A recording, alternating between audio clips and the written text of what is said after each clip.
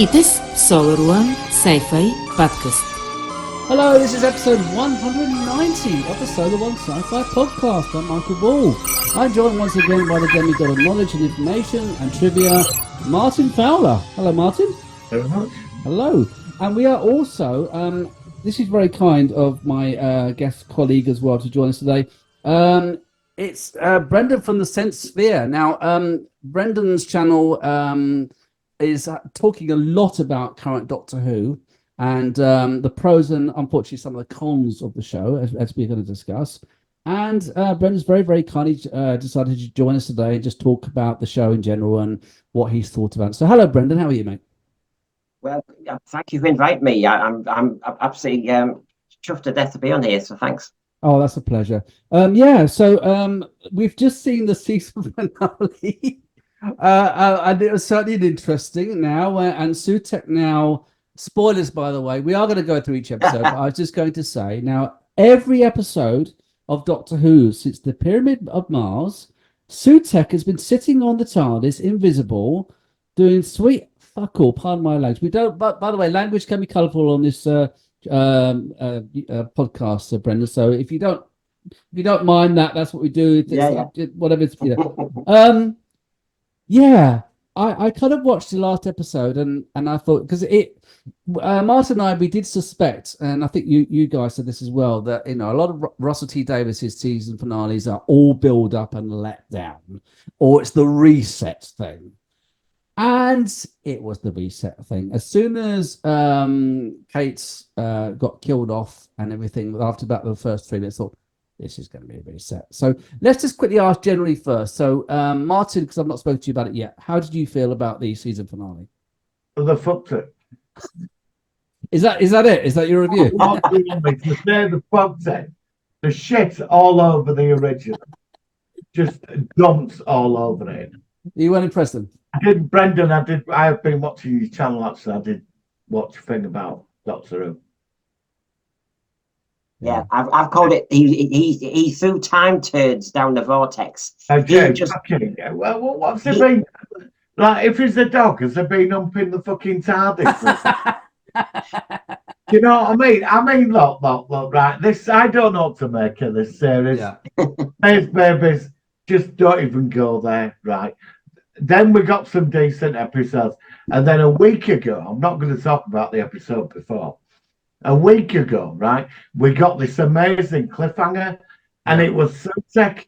So the next day, I'm watching Pyramids of Mars. Yeah. Do you know what I mean? Like, excited, thinking, finally, one of the all-time villains is back.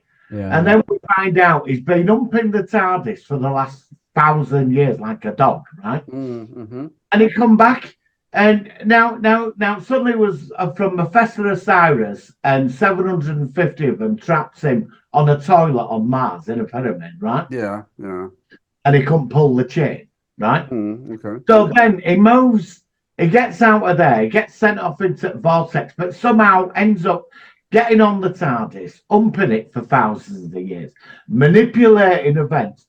Now, this is Christmas specials, Toy Maker, scared of the one who's in... Which was obviously Sutek, yeah.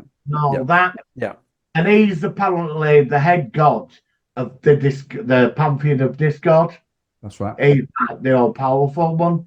And I watched it Saturday. I got excited. I thought, right, they've got this right. And I watched it. He tied it up with a dog lead at the end. Apart from all the crying. Bungee cord. It was the dog lead. All right, go on then. And he got the dog lead on it. Well, it was trying to whoop the TARDIS.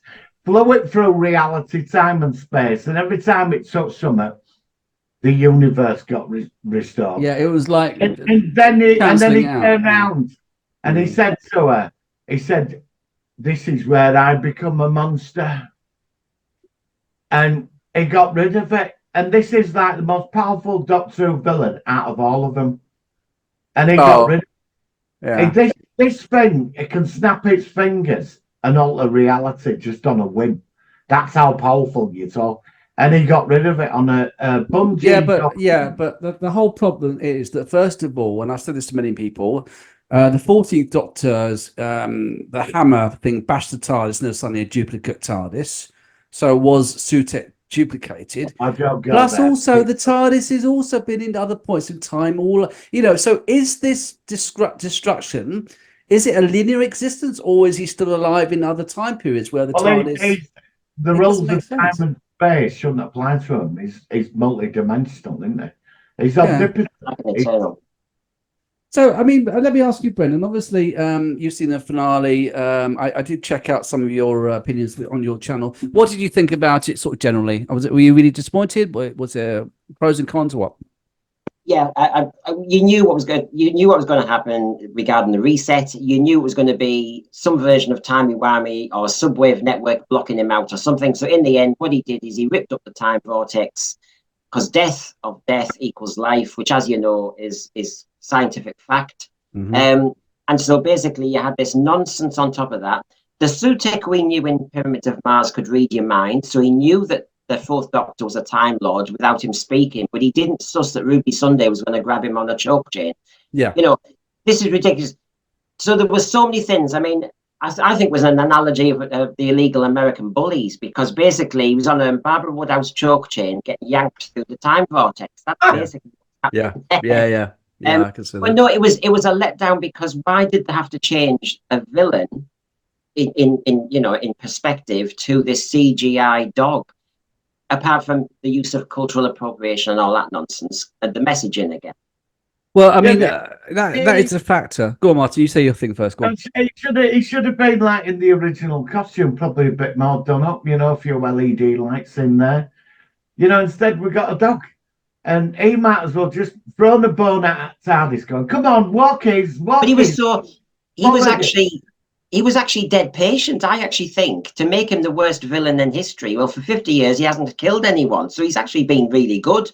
So he's well done. TARDIS. But what has he been? So basically, 50 years. What has he been doing for the last? So he's been sitting on the TARDIS, invisible. I assume that he's kind of like, you can go through him. It's like a ghost kind of thing, because there's an episode of the 13th Doctor sitting on top of the TARDIS just before she regenerated. So wouldn't she be sitting through him or something? But it does seem a bit of an odd thing. And why? What was the trigger to suddenly make Sutek come back? Was this because the toy maker, or why was it after 50 years he suddenly thought, "Oh, hang on a minute, I've had enough of this now. I'm kind of like, I'm a bit bored sitting here. I'm getting a bit sort of like sore sitting on top of this roof for the last 50 years. I'm going to sort of kick off now, and I'm going to go after Root." It's like, I don't know, it's something about it just didn't work for me. He picked the moment in all those 50 years. When he could have killed time itself and everything for all those 50 years, he picked the moment when he couldn't do it because of this Ruby Sunday mystery.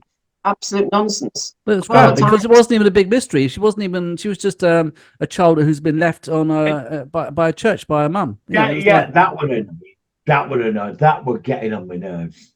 That every time she pointed like that, and you're like, "Oh, just cut. Who is it? Who is it?" You're like, "Who is it?" Yeah, it was dragged out. Find out.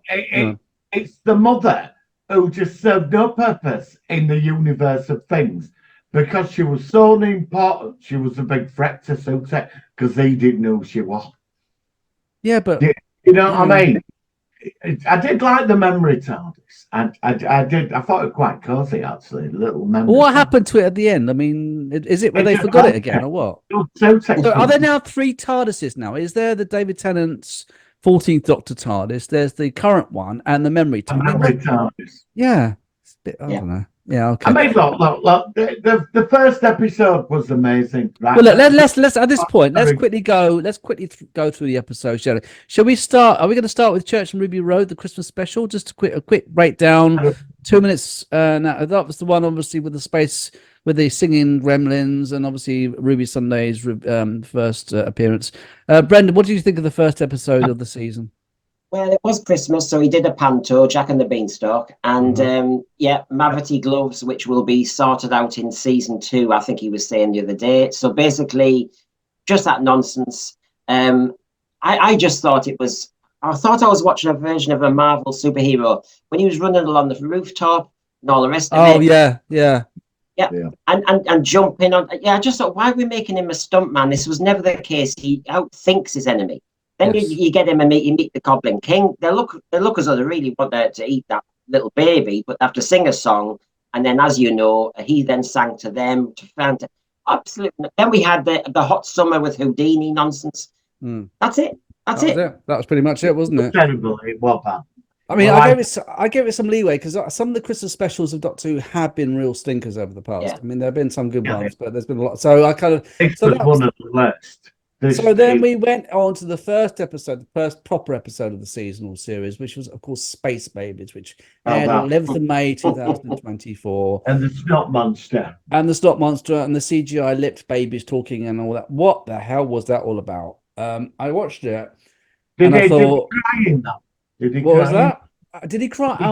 Space Babies. He might have done when the babies were realised that their mum, because did they lose their parents? I can't remember now. I can't remember our ending now. I don't know. I don't know. So hang on, let's do this. So let's roughly judge how many times he cried per episode. So was this a cry episode? When did he cry this episode? I can't remember. I don't know. Did he? I don't know either. I'm not watching it again. No, he had that moment at the end, the aliens homage nonsense, when he wanted to save that one species. Oh, that's right. Yeah. Who wasn't so bad. They wanted to save because it was the last of their kind or something. Yeah. Okay. All right. So that's a potential cry episode. So that's maybe a ding. That's maybe one out of. Okay. So that was that one. And I suppose let's rate each episode out of 10 as well. I'll give Space Babies a 2. It was pretty bad. Martin, what would you give that one? 1, Brendan? Yeah, I'm going 1. It wasn't Doctor Who. I thought I was going to be the lowest. All right, so that's Space Babies. The second episode was The Devil's Chord. Obviously, Dr. Ruby meet the Beatles and the all-powerful maestro with I can't remember the actor playing the role. I actually didn't mind some aspects of it. I like that there was some fun. I enjoyed that. I like the intro where the music started with the not the usual theme tune kind of thing. I like the idea of like the notes. It wasn't all bad, that one. There was some interesting aspects. It was like Doctor Who versus Hocus Pocus, the film. Yeah, but the villain was like another Panto villain, though. Yeah, that was a problem. But it was one of the better ones. But you prefer, Brendan, what do you think of this one? The breaking the fourth wall, Josie and the Pussycats in outer space, I thought it was. I mean, basically, you have a song and dance when you finish the adventure with all the aliens, don't you? Yeah. Carry on, Doctor Who. The moment when Jinx Monsoon was killing June Hudson, our costume designer from season 18, and she kind of winks at the camera before she shuts the curtains. I mean, for God's sake, we've got Mrs. Flood breaking the fourth wall. We've got the maestro. You know, come on. This is Doctor Who not taking itself seriously. Well, it's Doctor Who Panto, isn't it? Yeah. I blame Disney for this. You know, it's like he's behind you kind of thing. Yeah, but is it? Or is it? Do you think there's Disney factor or Russell T Davies? Russell T Davies then? What has made him? He wrote masterpieces 15 years ago, and now we're getting this. Yeah, but I think it's gone to his head. I think because he's running Bad Wolf Studios, I actually think he really thought that he was onto something massive with the way he was doing stuff. And I know this from your channel, how it's really blown up in their faces. It's not the way that they thought it was going to go. It's alienated the long-term fans. Newer fans are just not getting into it because they think, what the hell is this all about? And it's not gone the route that they planned. And it's a shame. And I can see where Disney might have thought, actually, this could be a good idea. And all this, let's sort of like focus on people age 30 or younger to get it into Doctor Who. It should be for everybody. It's a family show. It should appeal to older people. I think they have to be very careful here because it were our age groups that kept this thing going when it was exactly. Yeah, absolutely. We bought the videos, we bought anything, the Big Finish audios, we bought the stuff that came out, we supported it, watched the fan stuff, and we've just all been, well, basically, we've just been given the mid finger, basically, haven't we? Yeah. What anything else you're going to say about that one, Brendan? Well, it's just the fact that if you think of the build up to the series, it was all, this is going to be controversial, it's going to be the gayest Doctor, it's going to be big and better, and we want to reach every part of the planet. So then you get Devil's Chord, where basically they knew that would surely it's going to be a Marmite. There must have Yeah, known that. yeah, Marmite factor. Yeah, I get that. And if you think about it, the sequencing is the thing I always challenge. This was such a bad start for this season. You had them both on the same night. The Christmas episode you've just mentioned was a musical in part. Then you get a musical only 2 episodes along. You were selling, I think, the wrong USP to the casual market. Yeah, I agree entirely. And it's very funny how like the audience appreciation index is gone now.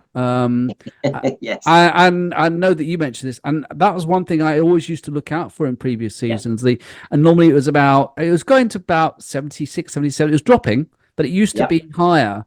Isn't it funny they're taking that away? I think it's a very bad indication that they've not done that anymore. Well, they don't want to do the overnights. I mean, they really don't want to do the overnights. Doctor Who TV has announced that. I didn't know that. Okay.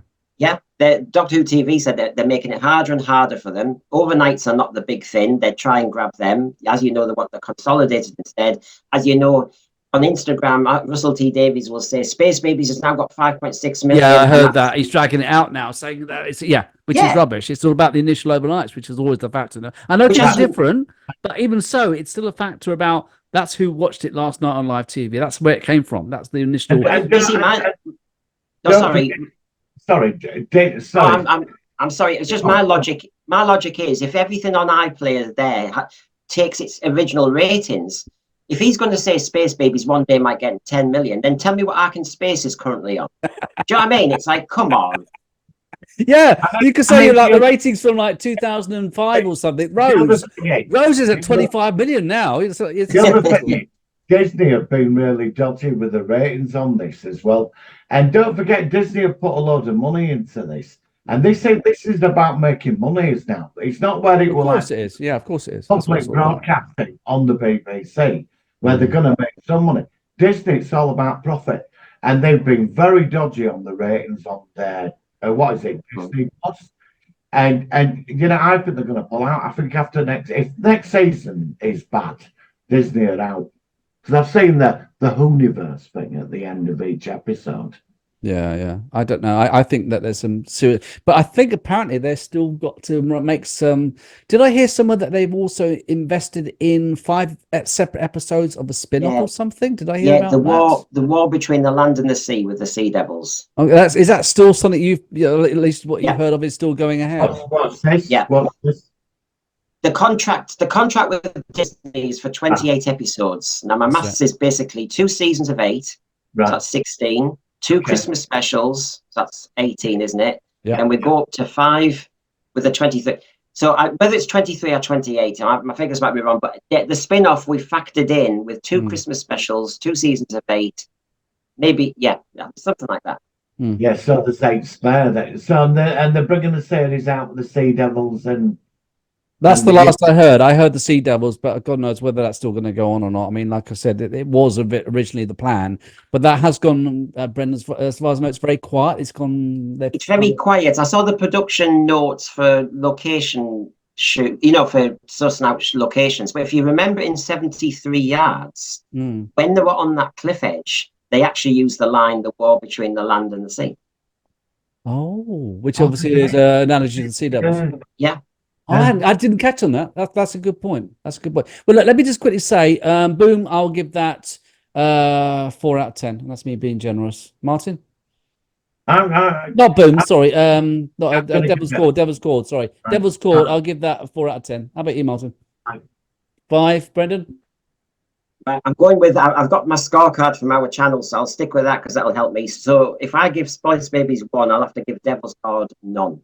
Okay. That was our worst rated one. That was really okay. Really? Yeah. That's all right. My panels, we had 5 people. They judge it on 3 criteria, and Devil's Cord was by far the worst. That's interesting, actually. It wasn't my worst, but again, everyone's different. I mean, these are all still low. They're not going to go anywhere much higher than that anyway. Episode 3, which is Boom, which was the not Russell T Davies, the Stephen Moffat one, which he wrote. That's the one with the Vickers. That's the one with the landmine and everything, and the Vickers and I quite like that one. I thought that was all right. That one. I thought it was very intelligent. Actually. Okay. I don't know what your team said, Brendan. Did he cry in that? Did he cry? Oh, yeah, Cry Factor. It was a big cry. Did he cry? Yeah, he did. He did. But yeah, he didn't cry in Devil's Claw though, did he? But he cried in Boom, right? Is that right?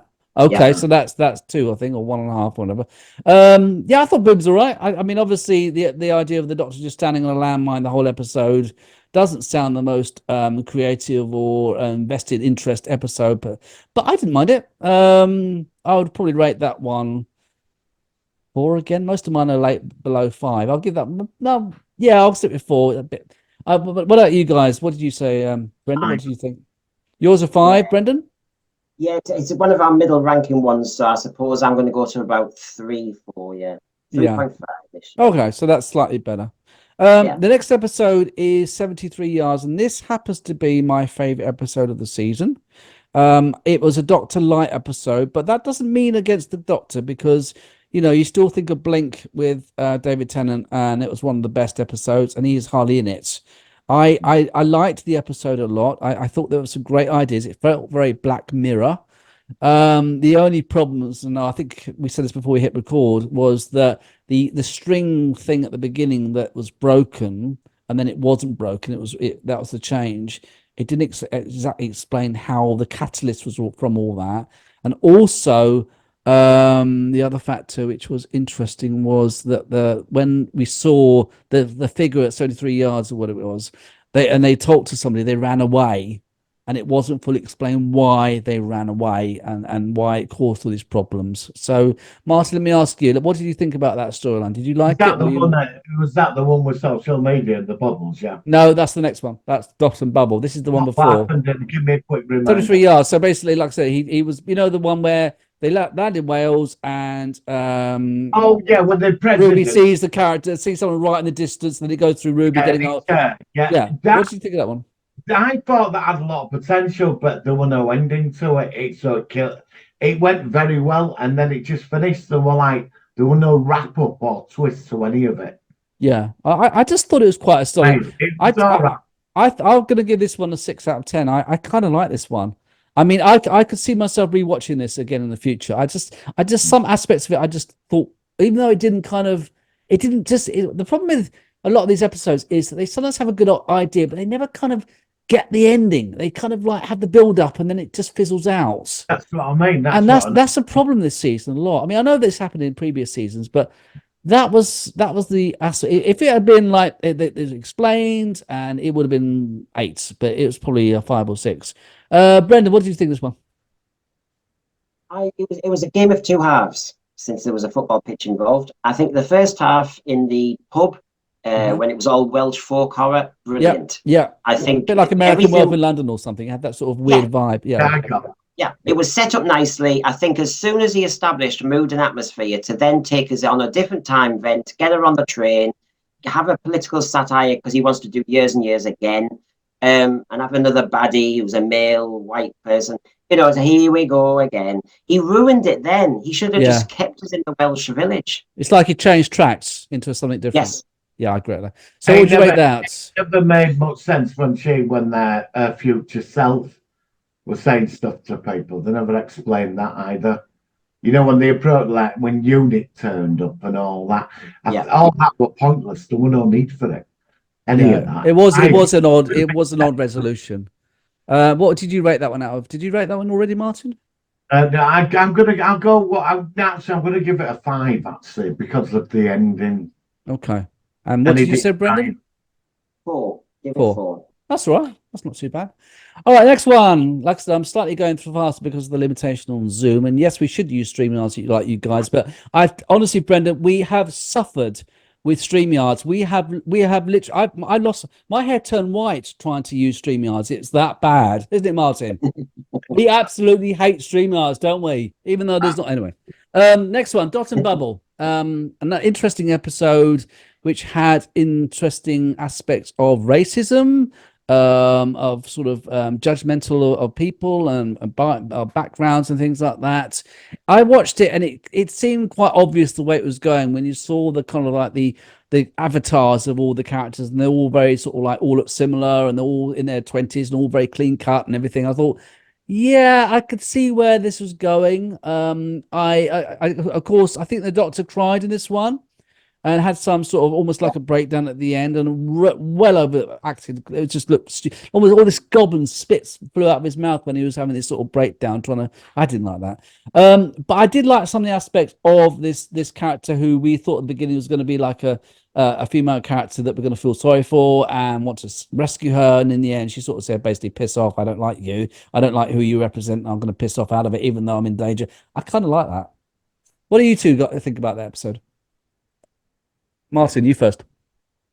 I'd say it's probably the best one of the season. Oh, is this your favourite? Is this your favourite? I'd say so, yeah. I found it. I like the whole thing of the social media thing, what they did. Oh, yeah. Did you like the way that she was walking around with what I liked about it was we're all walking around with our phones, like, oh, look at this. And I mean, I do so much driving around all the time, and I see people crossing the road, not looking, staring at their phones. And I kind of like that because that is relevant of today's society. Yeah, and so I kind of like that. Where she's been told where to turn when she's moving. Yeah, and then she can't even do it herself when she has to do it by herself. And Brendan, what do you think about it? I mean, we scored it quite high. I have to say it's in our second place, but I found it very static. I found it very static. If you think of the kind of slug creatures outside, yeah, I didn't mind them, but basically very slow. Everything was very, very still and just dialogue. That's what I found. I get the idea. I didn't mind the idea. I thought it was a strange trick to do that the hero in this story is Ricky September. Yes. And Ricky September we didn't focus on. No, we didn't. And the one plot hole I struggled with is if the big surprise at the end was that they didn't like him because of his race. He'd been in that basement with loads of white people for the whole episode talking to her, and then nobody had said a word. Yeah, that's a good point. Yeah, absolutely. Again, it's another one of these sort of there's a lot of plot holes in this season. I suppose in any show you can look at things and think, well, if they did that, why did they do that? But I don't know. I quite like this one. I mean, I'll rate this one 5, 6, similar to the last one. Those two episodes and the last one that were the top episodes for me. Martin, what did you rate that one? I'm going to give it a 7, and he did cry in it as well. He did cry in it, okay. And Brendan, what did you say? I can't remember what you said. 5. It'll be a 5. All right, next one I think is the is that Rogue is the next one, the one which I found really quite. Now listen, Rogue. I'm going to quickly say this, okay? I do not like the Doctor suddenly falling in love. Now, and obviously it was a gay storyline. That's not a problem. It could have been a female. What I'm saying is that the situation was that the Doctor really was uncharacteristic in the way that he fell for this character within about 10 minutes. And I just didn't like that. And it just felt to me like it really didn't feel like the Doctor of old is more of an asexual. I know that there has been relationships before, but this one didn't work for me. I didn't like the Angry Birds aliens in it, and I didn't. I mean, I really didn't like this one. And Martin, you weren't a big fan, were you? Well, it's got nothing to do with all that. I mean, I just found the writing of the story and the villains, and it was just bad. I know, like Russell T Davies starts to get his politics in, fair enough, but. There's a way of going about it. If you write an intelligent story, then you can put a message in, but you can't defend the episode, the storyline, the villains. I couldn't stand the villains. They were like... It was terrible. It was cheap. It was worse. I say it was worse this season for me. I was expecting something. I mean, the old thing when he met Rogue, Captain Jack too. I mean, the thing is, I thought it was actually made for Captain Jack. I actually think that because obviously John Barrowman can't come back because of some whatever happened, they kind of used this new character instead. I could actually see it working with Barrowman. Like when he said to him, and when he went through that dimensional prison thing, he said, "Oh, find me." And then when he got into he forgot about him. Oh, I'll never find him. You know what I mean? Like that's the end of that kind of thing. Allah sacrificed himself, and he said, "Oh, we'll never find him." Moved on. What did you think about it, Brendan? Did you like this one or? This was one of those moments when you think you've really gone where you shouldn't have, RTD. Yeah, that's what I thought. For the reasons you've said, but equally, it's just the inconsistency of the man. He's, as you know, cultural appropriation is one of his things in the latest ones, and we had aliens doing cultural appropriation of Regency periods. I mean, yes, it's just so he can't see his own inconsistencies, and that's the thing with the Rogue character and the relationship. The irritation was, I don't think I've ever seen, even in the Invasion of Time, when for the first episode or two, the Tom Baker Doctor wanted to get rid of Leela off Gallifrey because he was tricking the Sontarans, or he had to work out who the enemy was. I've never ever really seen the Doctor really put his companion in such risk because he was, and in this case because he's chasing a fella. He was putting his hormones ahead of his companion, which he's never done. Not like that. Not in that degree. No. And to be honest, she only survived because she used her wits. Yeah. That's right. Absolutely. And she only survived. And she only kind of survived in this space the second time because of Rogue doing the decent thing. Yeah. The Doctor was useless. So, just to wrap up at this point, what did you rate this episode out of 10? Let's ask you first, Martin. Yeah, I'll give it a 2 as well. I'm not going to be. I think it's probably one of my lowest. But like I said, how about you, Brendan? Yeah, 2. Okay, so at least that's the one we all agree on. So that's fine. Okay, guys. So we're going to have a very quick break, and then we're going to come back with the season finale review again. I know we've already talked about it, but we can sort of finish off, and then we'll talk about the season in general. So we'll be back in a moment, guys. See you in a minute. Okay, and we're back with the actual season finale. I know we've talked about it before, but just before we hit record, Zoom, my end, has just done an update, and I thought, oh my God, the record button is gone, and that's it. That would have been the end of the Solo One Sci-Fi podcast. To 2019 to 2024. No, we've got to get to 200. I know, it's only 10 away. We're in the countdown now. I know. Anyway, it's fine. We're back. Right. So I know, like I said, we have talked about it before, but we are sort of reviewing. So we've done Rogue. Did he cry in Rogue? Did we ask that one? Yes, he did. He cried when he found out that Ruby Sunday might be dead. Right. So that's how many episodes he's cried? Is that 3 or 4 now?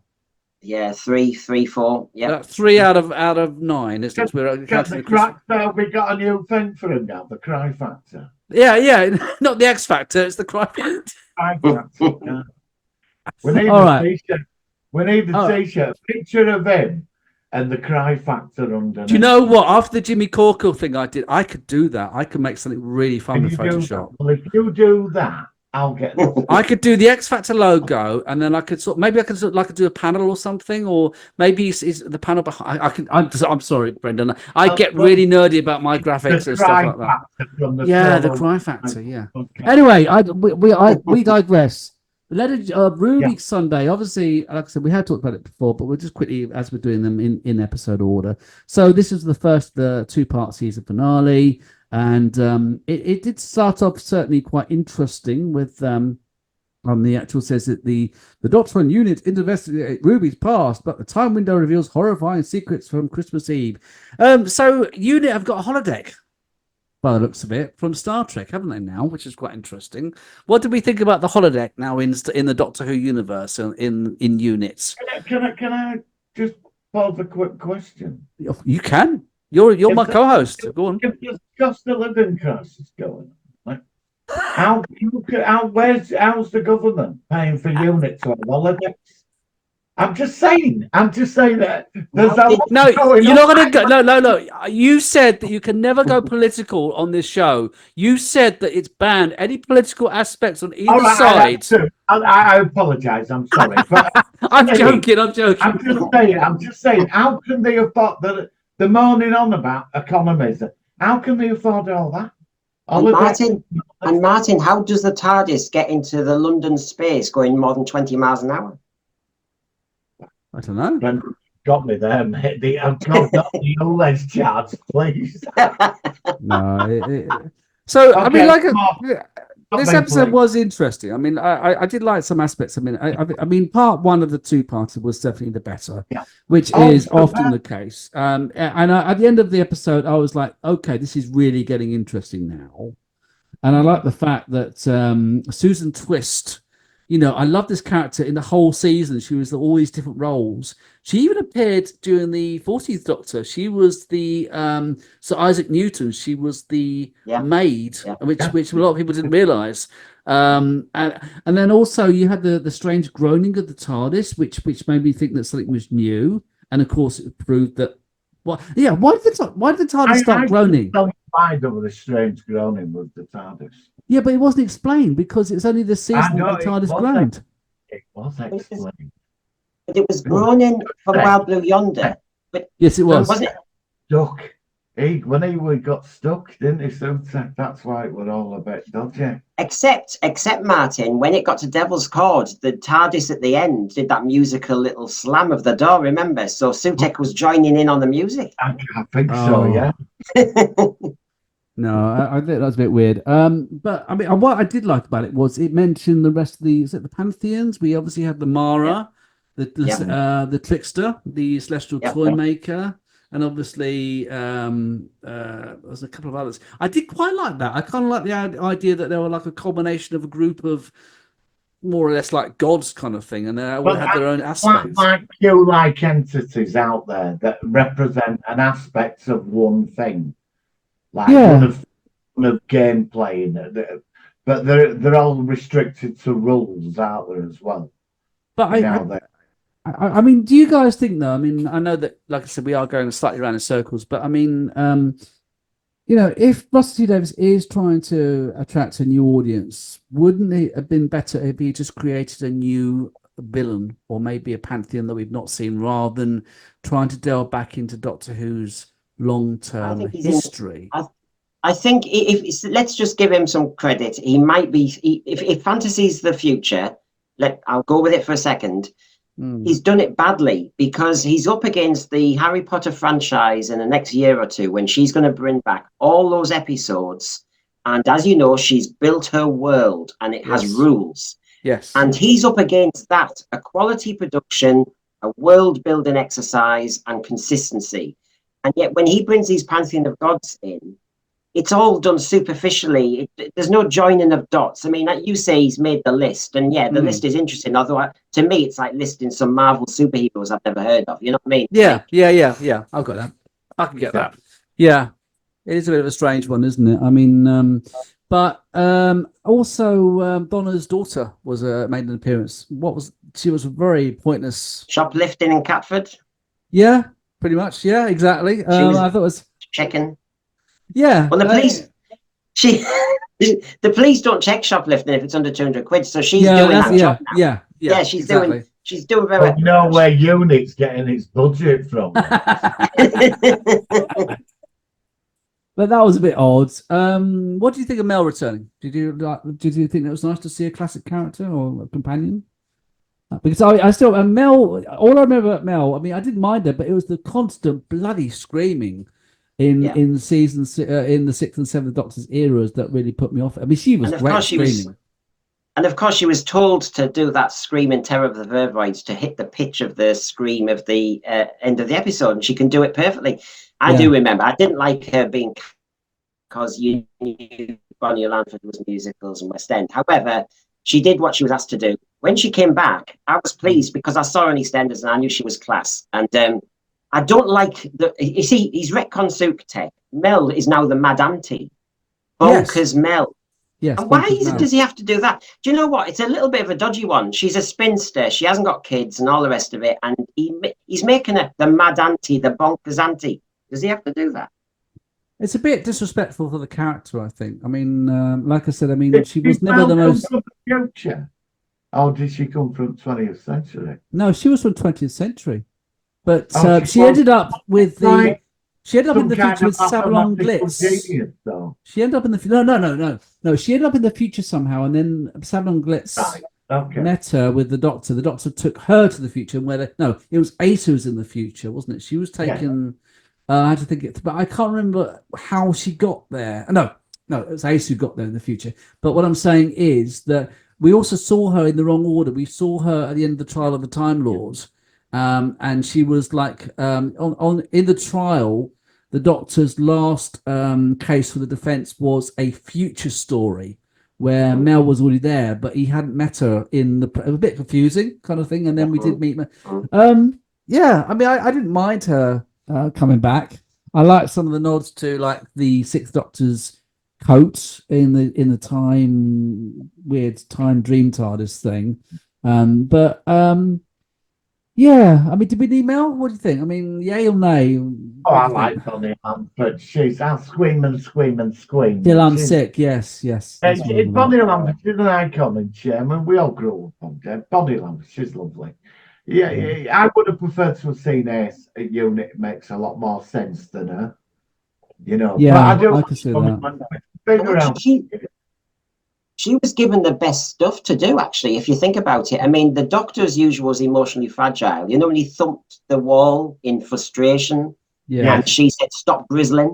You know, the Mel character, and obviously, even in the beginning of Empire of Death, she has the scooter.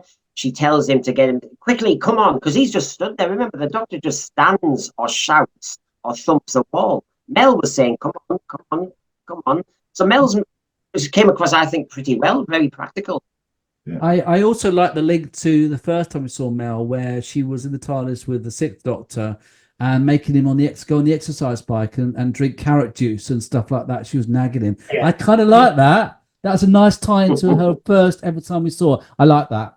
That was a thumbs up for me, because that made her sort of character. Although she went a bit off the rails in the way with the screaming, but she was always a person who's a bit sort of like in your best interest, but can be a bit sort of nagging and like, yes, you got to do this. Yes, you got to have the carrot juice. I like that. That worked for me. That was one factor I like. So that was pretty much the episode. I think obviously we had the finale, not the finale, but the actual end of the episode where it's all turning crap and the Sutek sign comes up and all that sort of stuff. And it was quite a good cliffhanger. So I suppose really it's just time to rate the episode out of 10. Martin, what would you give this one out of 10?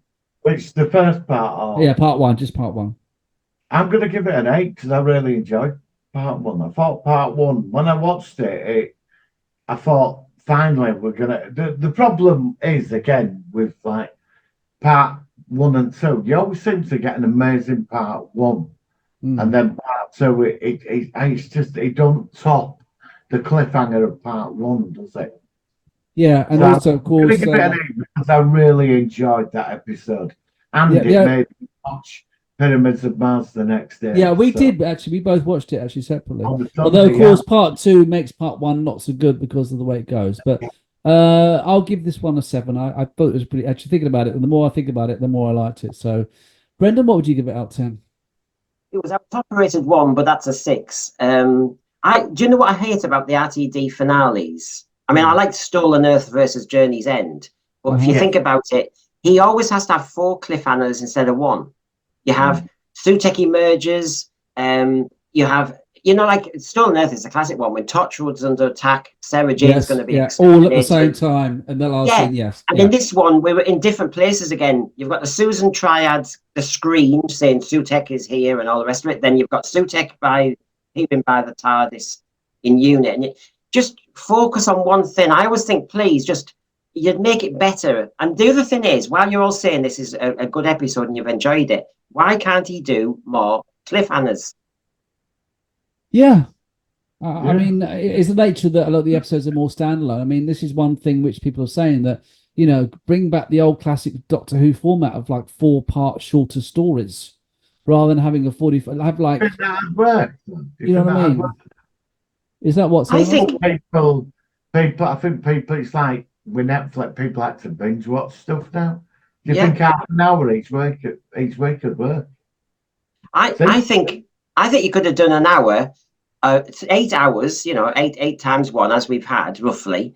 Yes. But the Sutek idea, if you're going to land it, spread it across the 8 episodes. Make that your big one. Yeah, and you can have 7 cliffhangers then. Yeah, with little comments in each episode referring to something in the background. Yeah, absolutely. I mean, that's a good point. I mean, I don't think it would ever happen, but yeah, bring back the cliffhangers. That'd be great. And we'll do like what Star Trek Enterprise did in season 4, where they had they had a season, but they had like lots of 2 or 3 parters, and at least then, and that's why that season was so good, because it did have cliffhangers, and it rather than just, you know what I mean. So But see, I'm getting pulled in. I'm a top Doctor Who fan, and I'm getting pulled into House of the Dragon. Where I've never seen that. Where it does, it's world built. It's done by a proper novelist, and it's a proper world. The same with Game of Thrones, and there's a sequence, and you have little cliffhangers at the end, and so it's still fashionable. It's just that RTD. Brent, is that the prequel to what is it? Yes. To Game of Thrones. Yeah, and I came to that late, so I'm a Doctor Who fan through and through, but I am preferring watching House of the Dragon and Game of Thrones. Just the way that they write it, you prefer the style of it as well, I assume. Yeah, it's got logic within its own world. Okay, makes sense. Yeah. So I suppose really we should just, like I said, we go back to the season finale. I mean, there's not a lot more to say about it because we've already said it, really. So before we rate it, anything else you want to say about the finale that we haven't already said? Did you like Mary Poppins? Mary Poppins? What you mean? Susan Flood? You mean at the end? You mean? Yeah. Mrs. Flood. Oh yeah. But she was dressed up as Romana 1 in her very first appearance. I don't know if you saw that as well, Martin, but it was almost exactly the same as the first album we ever saw Romana 1 in her first appearance in 1977, something like that. Did you get that, Martin? What did you think? Do you think she might have a? No, I didn't notice that until I saw this franchise. I mean, that's a good question. I was paranoid. I wasn't thinking about it. No, but now. No, but it was. I mean, that's a good question, actually. What do you think of Mrs. Flood? She's been a sort of like a weird thread during the whole thing since this whole season. For season 2, isn't she? So I guess, I mean, do you think she is I mean, she seems to know what a TARDIS is. She seems to know. She has some more of a background of something above what everybody else is in understanding. She's sort of like narrating. She's breaking the fourth wall. Which I've seen somebody somewhere actually say, well, if we're doing the pantheon of gods, she's like the god storyteller. She just tells stories. She just knows the story. Yeah. Is in the Big Finish audio. There's a female one, and she's the storyteller. She's in the Big Finish. Yeah, maybe that's her. But also, isn't this now? I think somebody said that this is the first time the Big Finish audios have been completely smashed up now with Sutek, because it goes completely against isn't that the first time, Brenda, that it's actually crossed the line in respect? Because I thought they had to kind of ignore. What is it? Yeah, I think there was always an acknowledgement, because there's an agreement with Doctor Who magazine with the comic strips. I think. Yeah, that seems to be a breakage of the line, doesn't it? Because that's what I'm wondering. I know you guys have actually sort of heard that as well. So that might be a bit of a, because I never really got into the Big Finish. I could tell that they're very good, but I've just never had time to sort of check them out. But, if it's kind of like now, it makes it the whole thing not actually canon, surely, if it's breaking it. I don't know. Interesting. I think he's doing such a breakaway. He can't keep the consistency with Big Finish and the program if he's going this far left to fantasy. Right. Okay. Yeah, I think you could. I just wonder if he's totally. He did say this is some way. I'm paraphrasing, but he kind of did say this was quite a heavy retcon. That he is, this is a launch. This is season 1. We're starting again, and I really do wonder whether he's just pushing it in one direction and he's disconnecting from stuff.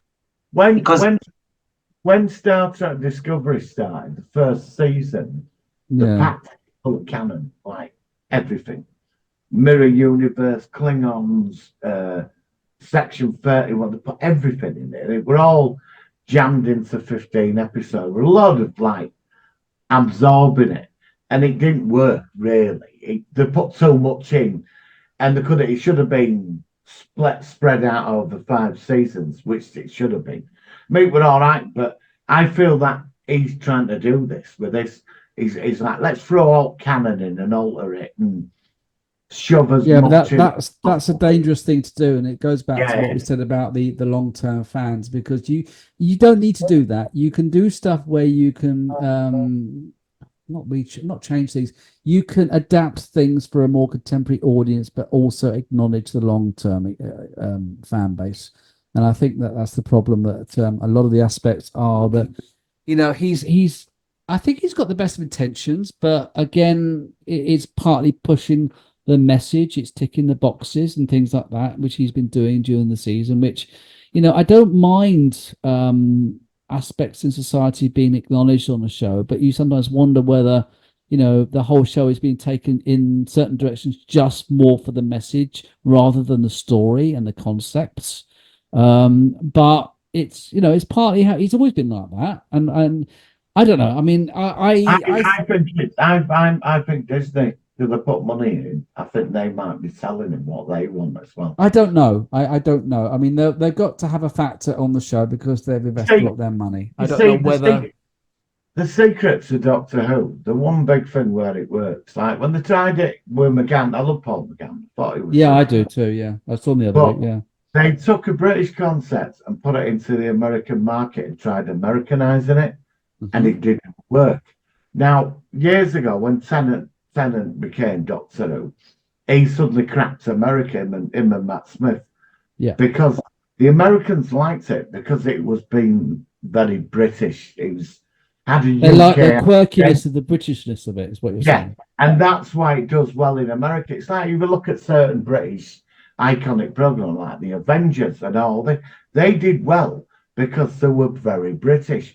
When you start American, I'm not blaming America, but it's like over there they think, if we make it like that, we'll make more money. But then it alienates them because they're like my American friend. She loves Doctor Who, but she loves it because she loves the quirkiness and the Britishness of it. That's what it is. When they try to commercialize it and Americanize it, I know they're going for a global audience, you've got to make money. But I think if you keep it like that weird quirkiness of being like from UK, eccentricities of Britishness. Yeah. It's interesting because when we were looking at the Disney figures, not the figures because they don't reveal them, but the Disney ratings. It's doing well in certain countries. Well, there's only a few, but it's not doing well with Eastern Europe, conservative countries. No. For example, it's doing well in Brazil, Haiti, and Jamaica. Jamaica, I think there may be a link because it's shooty. There's that makes sense. Yeah, I could go. But Eastern Europe, not so much. Countries that are very liberal, like New Zealand, okay. So I think, can you imagine some of the messaging landing in certain countries that are very conservative? So basically, when he wants bigger reach across the world, like Martin was saying, it's going to be very, very difficult. Surely some countries are going to have a problem with some of the content. Yeah. That's a very fair point. Yeah, good point. Yeah. The other thing, can I say this? Sorry, Michael. Yeah, go. What do you two think of this? If you look at the whole season overall, I think RTD's got a problem with men. With men? You think of male characters in this last season who were any good? I can't think of many male characters. That's a good question, actually. Yeah, you're right. You're right. I think I think the one that stands out the most really is Ricky September in Dot and Bubble. I'll go along with that. I'll go along with that. I don't I quickly did it the other day. I don't recall anybody in Space Babies. It was an accountant lady who looked after the kids. Devil's Cord, drag queen. Boom. There was a dad in that, but he was dead. He saved the episode, but he was dead. He was a hologram thing. If you go through the whole series, I can't think of any men. And actually, when you look at the 2-episode finale, there were some scenes when it was all women in the time window, in unit, apart from the God. I had not seen that, mate. Seriously, that's amazing. Martin, I bet you didn't see that either. That is really. I hadn't seen that. I'm going to think about that now. So why? Why isn't there male? Why? Okay. Why would it like doesn't make sense. It feels like what they've done that because I used to like watching Star Trek Discovery, but I lost. Yeah, because do you see what I mean, Martin? When it was very orientated on the emotional discussion. I always take the mick out of Discovery, saying they're on an alien planet. There's Michael and whoever else, and then they start going, there's somebody in peril and going, how are you feeling? I'm really proud of you, how you dealt with that. And all of a sudden you're thinking, it's like, come on. I never Get on with it. Get on with it. Part of that. You're right. Yeah. Because now I'm picturing it all, especially at uni. And the minute we're in it, we're fucking useless. Yeah. Well, one turned to sand. That went down and got done by Sunset, and there was that Colonel dude posing away. He got rid of him. And you're right, all of it. It was just, I never really thought about that. I'm going to take another look at this, actually. I mean, obviously, we had Rogue, though. We had the guy in Rogue, didn't we? But that was one. He was a cad. Yeah. And he forgot about him quickly, didn't he? Well, he did, because Martin, in the next episode after Rogue, which was the big moment, apparently, in the next episode, he's looking up Colonel Ibrahim, saying, "You're fit. You're looking good." Yeah, it's like, okay. Yeah. So he's forgot. So he's a predator. He's not good at safeguarding his companion, and he's a sleazebag. He's a right slag. Oh, yeah. Hello, mate. Do you want to come and see my TARDIS? Yeah, you've got to come in the TARDIS for 1,000 years. Oh, God. Imagine a bloke walking down a dark alley at midnight and suddenly hears his whirring sound and suddenly this man in this blue hello, mate. I was just sort of like, you want to come and see her? Go on and see. Do you want to hear my cloister bell? It's like, nah. It's like, oh, I know. Well, it was two men. Rogue was classic. It was two men comparing cars or something, wasn't it? It was like, my car's better than yours. Man's mom was slick. They could be comparing other things, couldn't they? But we're not going to go there. Somebody said the Mr. Joke, a good old Doctor Who joke with a memory TARDIS, because you could have said it's smaller on the inside. Yes. Well, look, I think it's time to wrap up soon. So let's just quickly rate the last episode.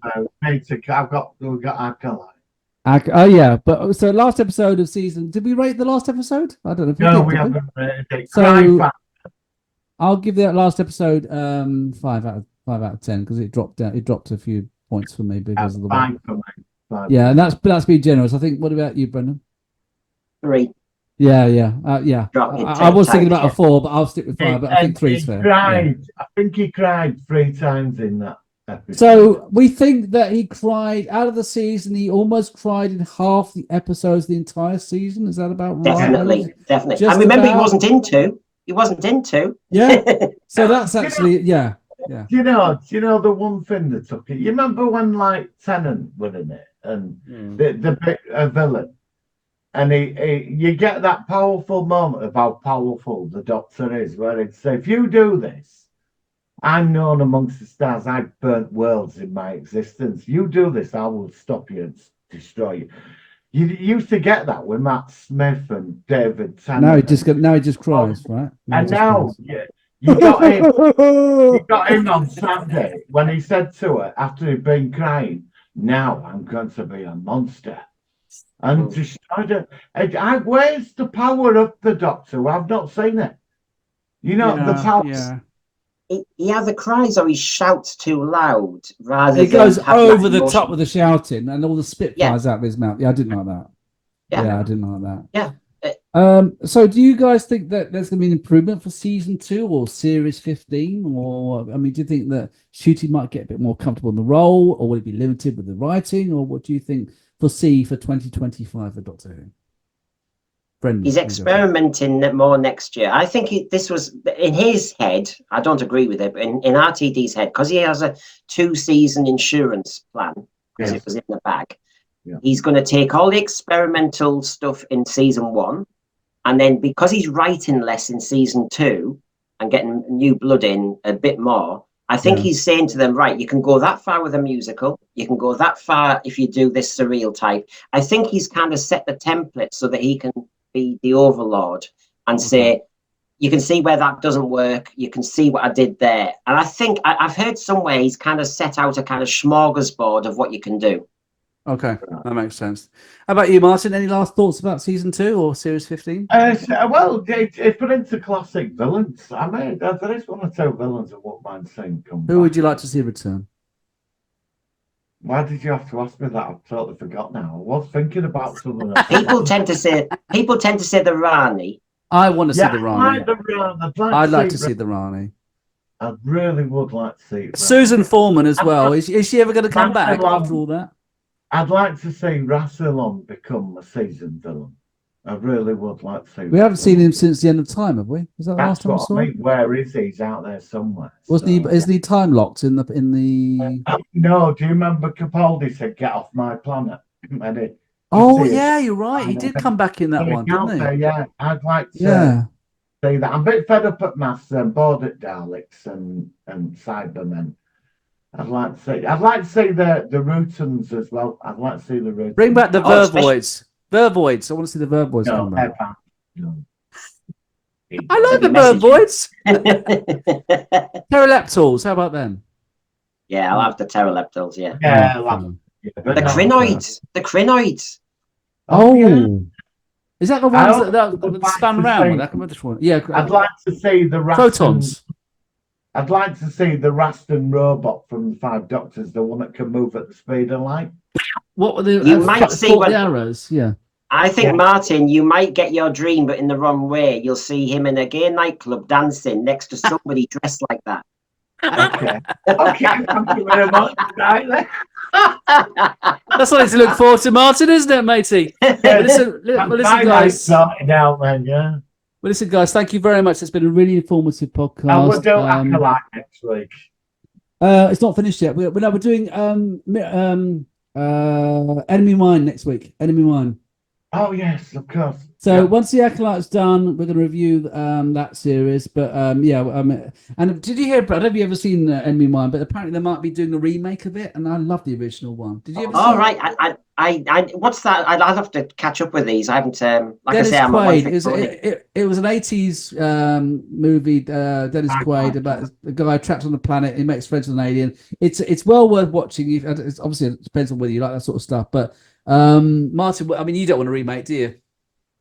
No, it's a classic. No, yeah, exactly. So I don't know, but we're going to review the original one next week, which should be good. I was going to say, Brendan, what Doctors have we got left to review, Martin? We've got 1, 2, 7, and 9. That's all we have left to do. We've done every other Doctor. So, Brendan, if we cover choose the Doctor out of them, come back. Yeah, I mean, it won't be for a while, but when we next come to it, you can choose the next one we'll do. Brendan. Yeah, love to, and I'll reciprocate. I'll get you on our channel as well. If you've got time. That'd be brilliant. That'd be lovely. So, I mean, like I said, next time we do one, I'll give you a shout if you're available, because obviously you're the Doctor Who expert, and we've done everything else. And obviously we might even at Christmas we'll talk about the Christmas special if it's any good. I don't know. See how we go there. Brendan, thank you very much. Martin, thank you very much as well. Next week we'll be back as usual. And until then, live long and prosper. Thank you very much. Yeah. Cheers, lads. See you. Yeah. Hi guys, sorry I can't be with you today for the discussion that I'd really like to be on new Doctor Who. I wasn't a fan of this series, just to get straight in and get right down to it. The last episode, as predicted, they showed that they are very, very good at writing part ones, although it wasn't that great a build-up, but they done these big build-ups to these big cliffhangers, and then it's just a wet fart of a season 2. They can't build anything up and come up with anything decent. None more so than with Miss Flood. Who's Miss Flood? Who knows? We've got this big mystery character, but we don't bother to resolve it. Ruby's mum. Who's Ruby's mum? Oh, I don't know. Make her a fucking nobody.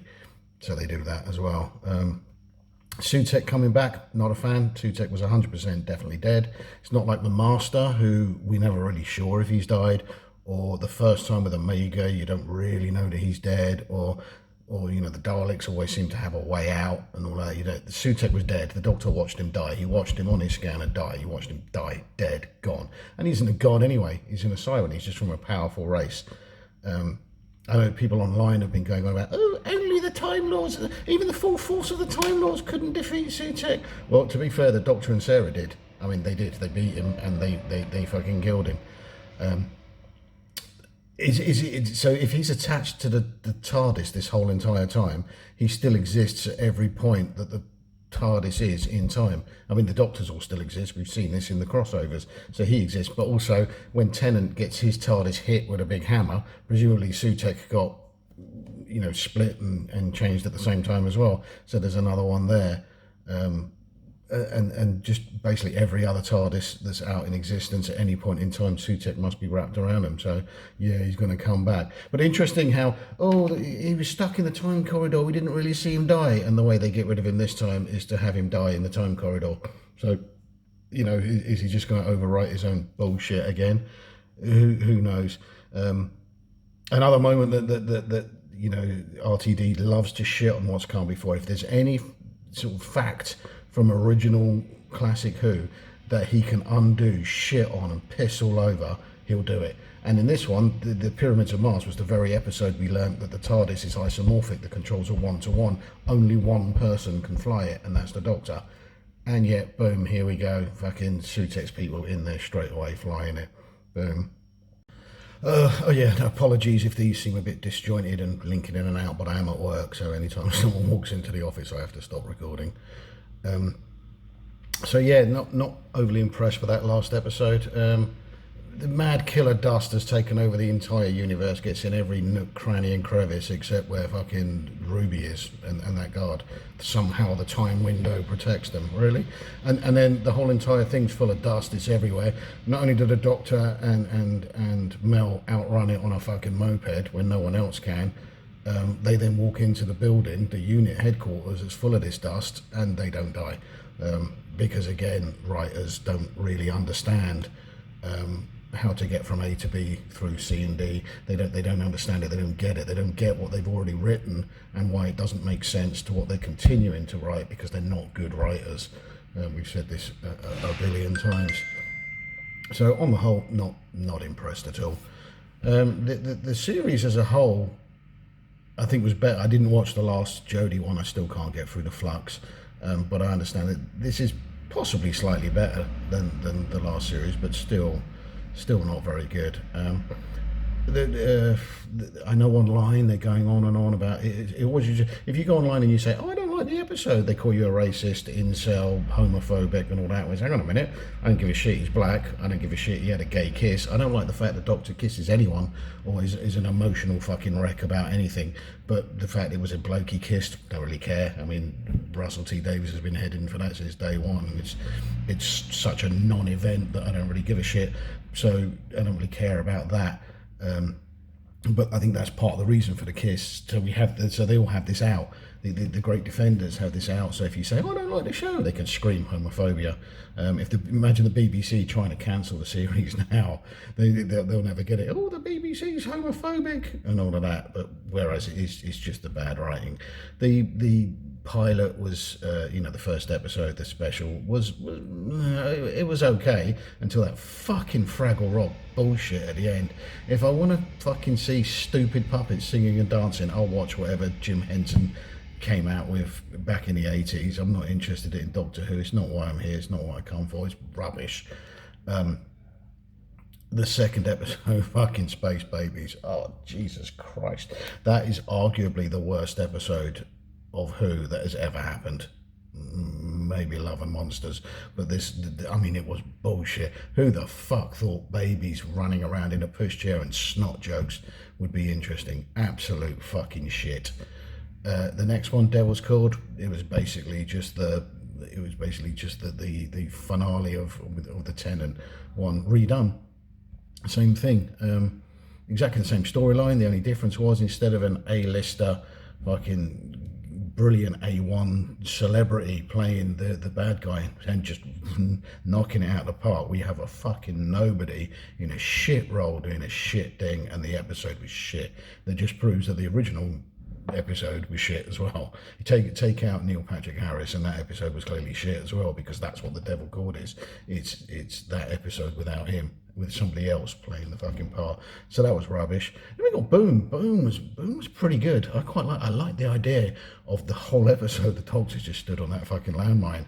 It all just, that's when it comes down to character and proper writing, etc., and dialogue. But it is the end of the episode. The whole fucking virus trope, computer sonic screwdriver virus comes in and saves the day trope. Right, a decent ending.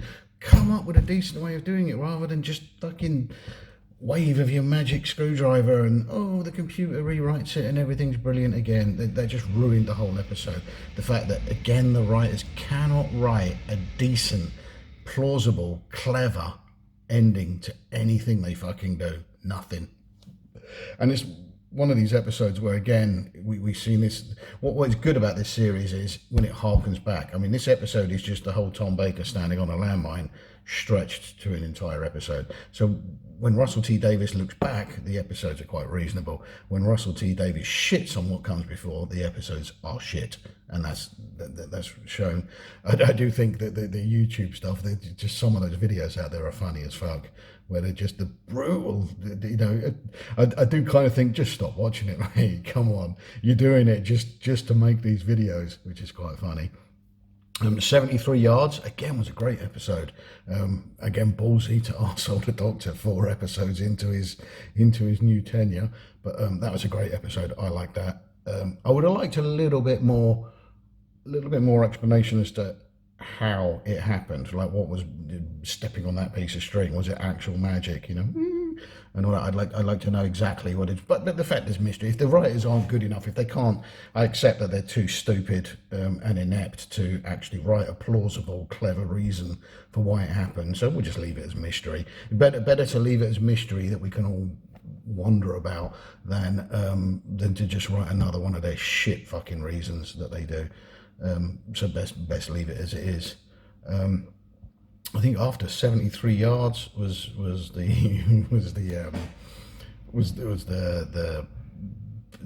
Bridgerton episode, I'll call it, because I can't remember the name.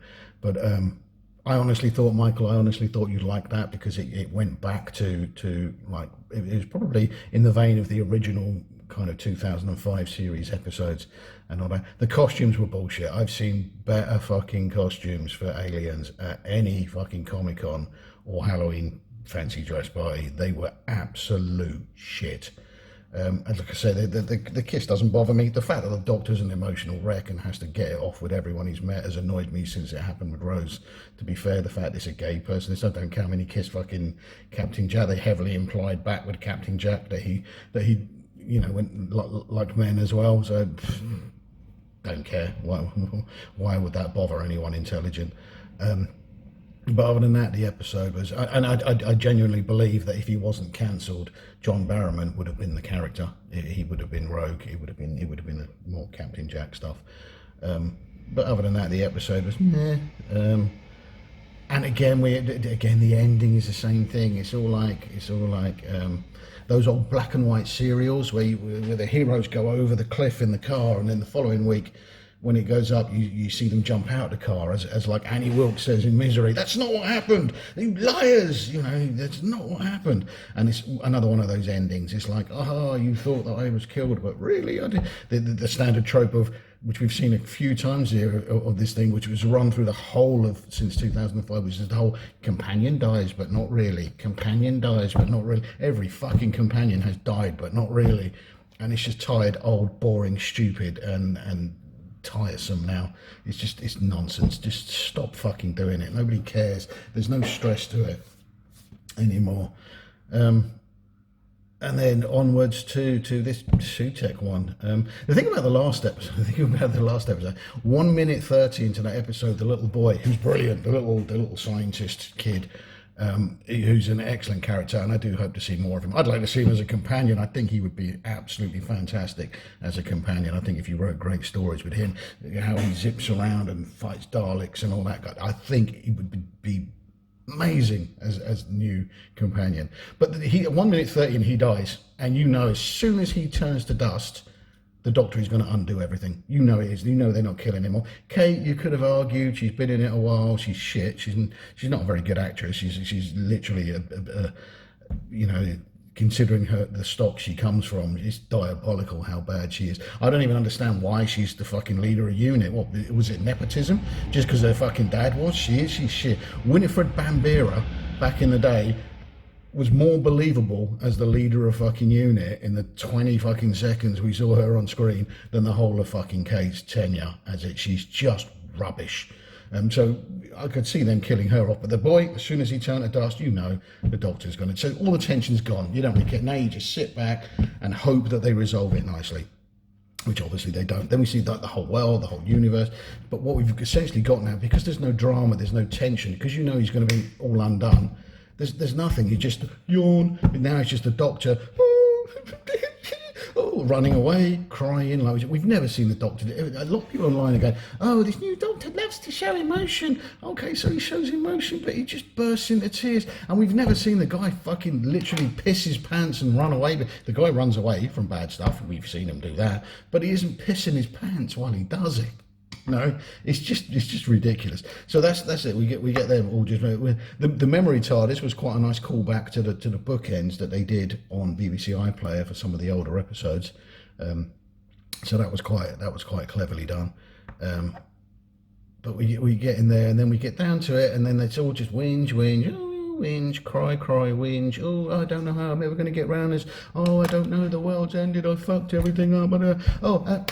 Wave of my magic wand, actually, but really, I'm just going to use a piece of rope and bullshit and fucking nonsense to resolve the whole fucking thing. Ooh, look at it. He's like literally the worst fucking magician on the planet. He literally is. It's just like, oh, with a wave of my, and it's done, resolved. Sutek's dead again, but obviously probably isn't, because the writers are just not good enough to let a character stay dead. They'll keep bringing him back and bringing him back.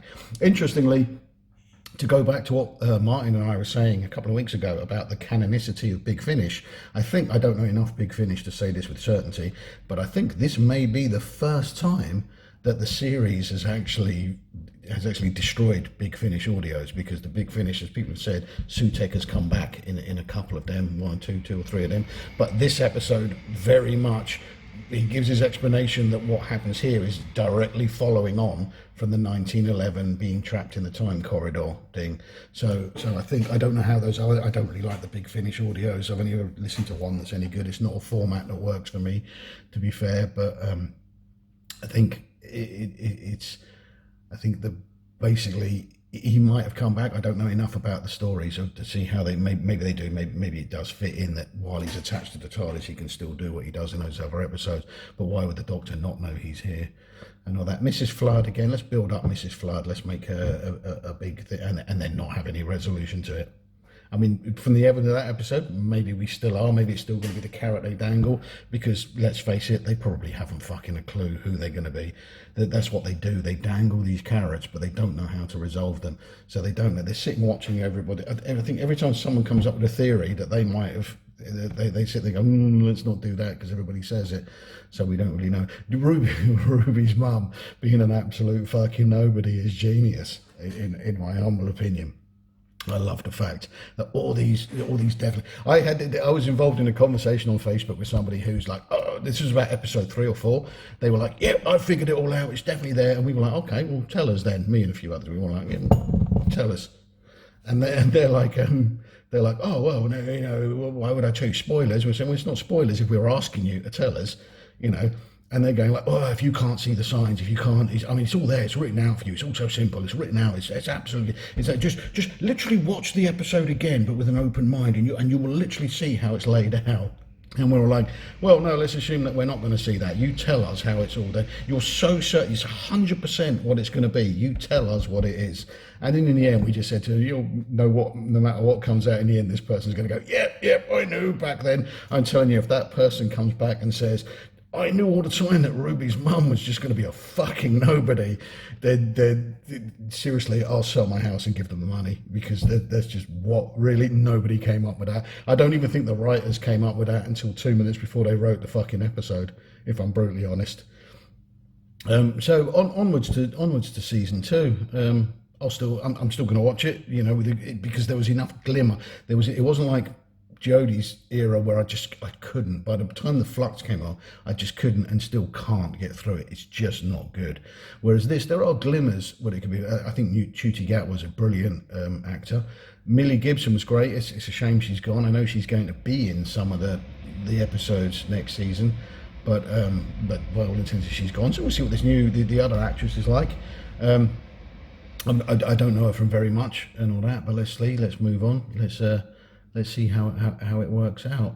But the entire series, I'm going to give it a very, very generous 2 out of 10.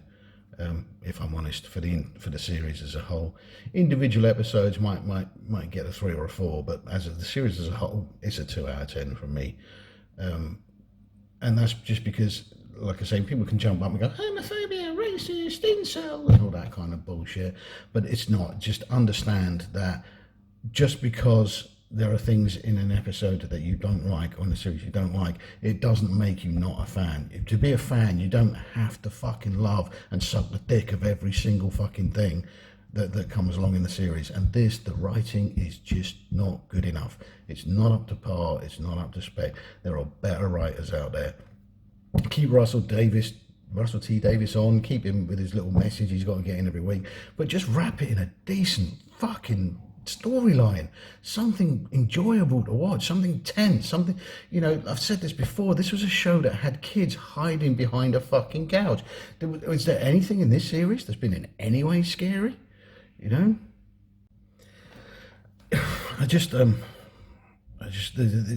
no tension here. There's nothing clever. There's no tension. There's no drama to it. There's nothing.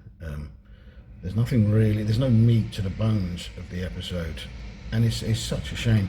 I imagine there are fantastic writers out there, but they're sidelined.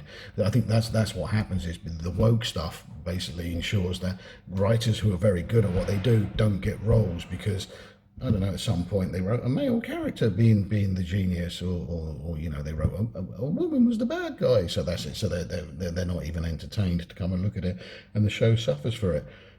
Put your woke message in. I don't really give a shit, but just wrap it in a decent story.